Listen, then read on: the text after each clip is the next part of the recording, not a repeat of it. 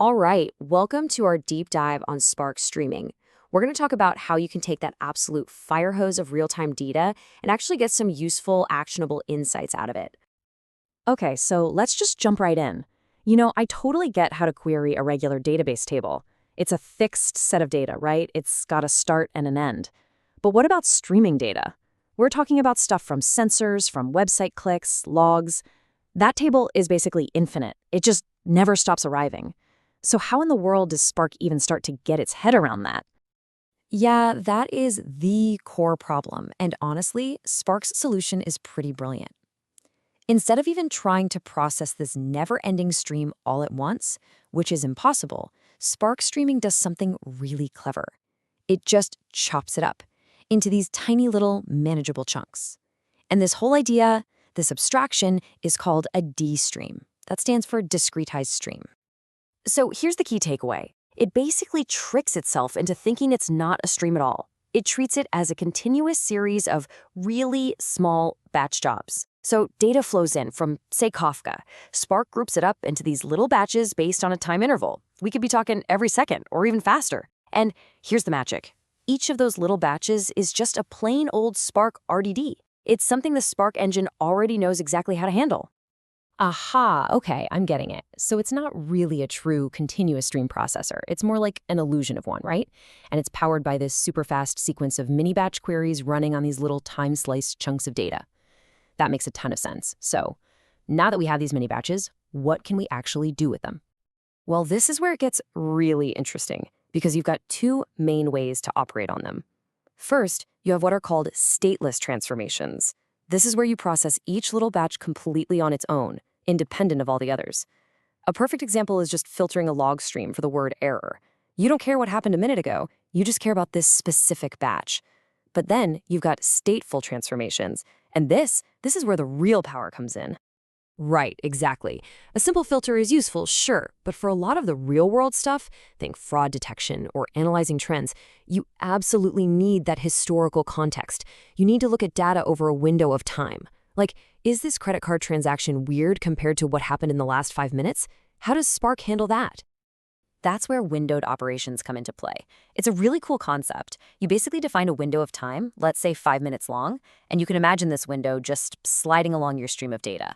As it slides, Spark will perform calculations on all the little micro batches that happen to fall inside that window at any given moment. And just like that, you have your historical context. Okay, so windows are perfect for aggregates, like total sales in the last 5 minutes. I get that. But what if I need to track something specific? Like, I want to follow a single user session as they click around a website. I need to keep track of their individual state. Is that kind of like running a constant update statement on some summary table for every single event that comes in? That is a perfect analogy. That's exactly what the update state by key transformation is for. It lets you maintain and update a running state for any key you want, like a user ID, a session ID, whatever. As new data for that specific key comes in, you update its state.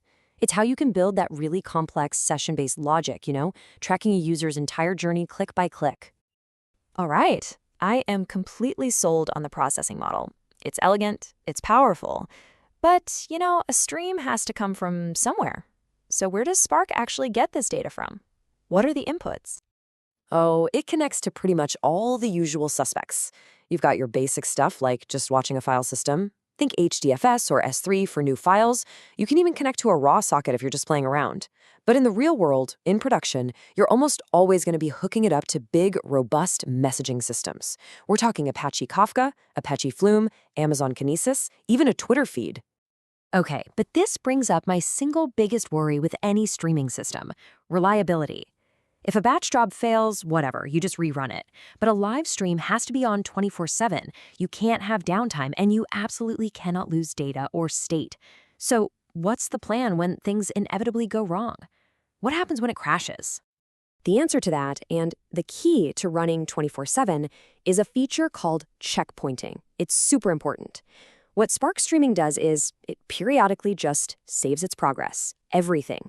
The application's metadata, the graph of operations, and, crucially, all that computed state gets saved out to a reliable, durable storage system, something like HDFS or S3.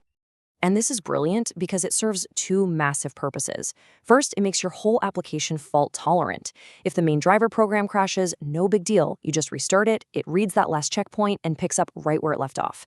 But second, and this is maybe even more important for those complex stateful jobs, it saves the result of all that work. So when you recover, you don't have to recalculate everything from the beginning of time. It makes recovery super fast.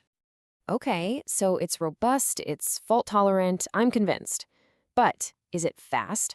When you have a massive flood of data coming in, what are the main knobs you need to turn to make sure it can actually keep up and not fall behind? Yeah, performance tuning is a whole world, but it really boils down to three main levers you can pull. First, there's the batch size itself.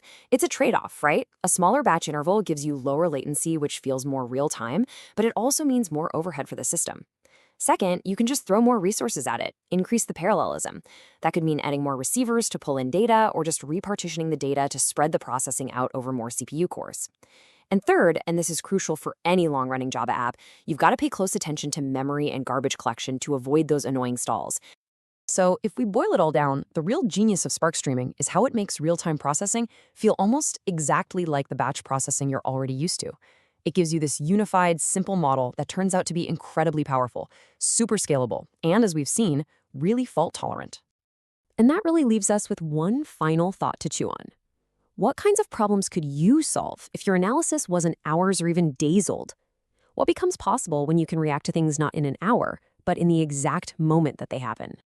Hey, if you enjoyed this deep dive and found it useful, do us a huge favor and hit that like button, share it with someone, and subscribe for more explainers just like this one. We really appreciate it. Thanks for watching.